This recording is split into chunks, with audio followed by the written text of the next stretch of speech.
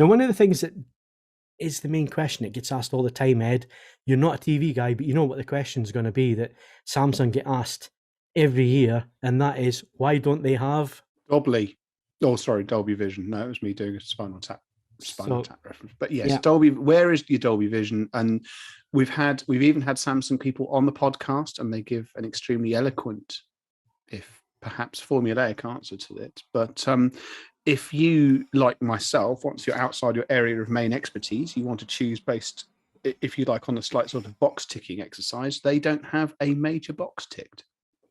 They don't.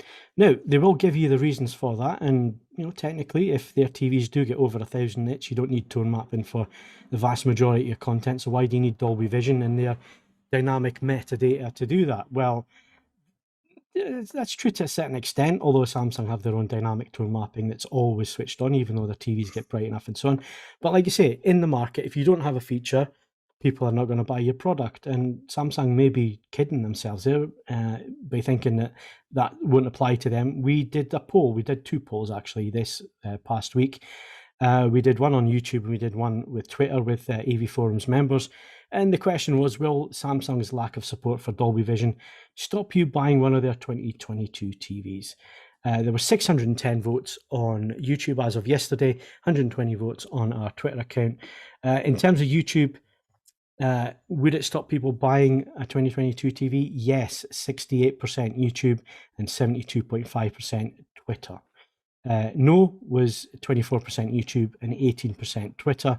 And undecided was 8% on YouTube and 9.2% on Twitter. So that's a rather large yes on each of the polls that we did run, that it will put people off buying a Samsung product. So maybe surely a factor in this, Phil, is that Dolby Vision has a reasonable amount of market penetration. I mean, HDR10 Plus.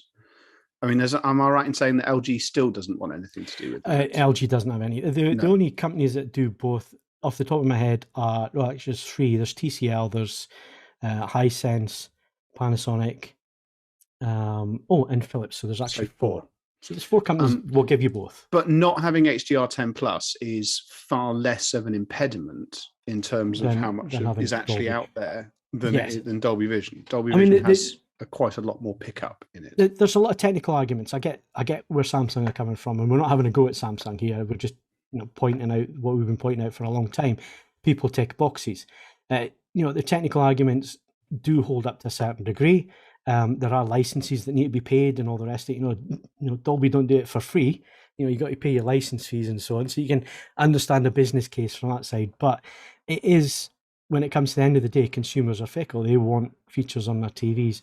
It ain't on Samsung TVs, and maybe it's something that they maybe just need to bite the bullet and go with it. And I don't see why, in the past, if LG did something, Samsung wouldn't do it. And if Samsung did something, LG wouldn't do it. That's always been the case with companies like that. Sony and Panasonic were always the same back in the day as well. So, there is that goes on. But I don't see any reason other than licensing and other than, I don't know, they're just not going to go with it for whatever reason. And if you're looking at our audience, our large audience out there, it does mean quite a bit to them. So that was interesting. We ran that poll and we got those results.